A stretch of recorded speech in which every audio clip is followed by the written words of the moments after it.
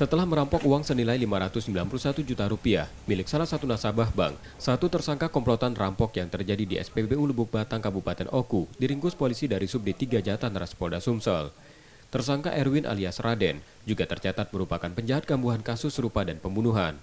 Polisi mengungkapkan, perampokan terjadi 26 Oktober kemarin yang dilakukan tersangka bersama 4 rekannya. Tersangka membuntuti korban menggunakan minibus yang saat itu tengah mengambil uang untuk gaji karyawan PT Mitra Ogan di salah satu bank. Saat korban mengisi BBM, rekan tersangka yang ikut membuntuti menggunakan sepeda motor, membuka pintu belakang dan membawa kabur uang korban. Tersangka yang tertangkap di Banyuasin mengaku pada polisi mendapat bagian uang rampokan sebesar Rp120 juta. Ada satu orang pelaku sekira dengan pemberatan dengan modus mengikuti nasabah setelah keluar dari bank setelah mengambil uang. Jadi pelaku diamankan beserta barang bukti yaitu satu unit mobil yang digunakan pada saat melakukan, kemudian ada barang bukti yang lain berupa hasil kejahatan. Dari hasil pemeriksaan ada dugaan pelaku lainnya. Sementara sedang kita lakukan pengejaran.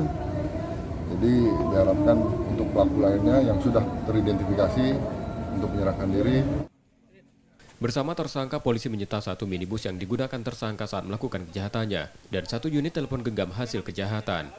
Tersangka yang kini ditahan di tahanan Polda Sumsel dan terancam hukuman 7 tahun penjara. Reski Oktora, Muklas Diferensial, Kompas TV, Palembang, Sumatera Selatan.